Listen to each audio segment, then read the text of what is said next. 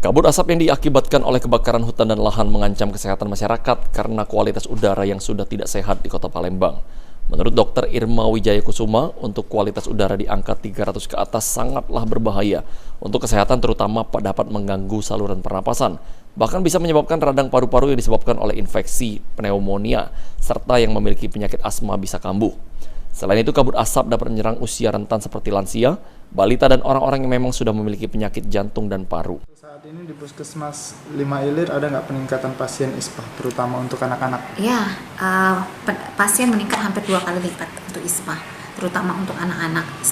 Sebelumnya di bulan Juli 270 penderita, di bulan Agustus ini 401. Nah, ini akan terus bertambah. Berarti hampir 2 kali lipat. Hampir 2 kali lipat penambahan jumlah penderita ISPA. Untuk bulan September ini, Bu, beberapa hari ini? Ya, kunjungan meningkat memang dibanding beberapa hari-hari di bulan sebelumnya. Faktor yang mempengaruhi meningkatnya ISPA, Bu, salah satunya? Yang seperti kita ketahui, kabut asap ya terjadi belakangan itu sangat-sangat berpengaruh terhadap peningkatan jumlah penderita ISPA.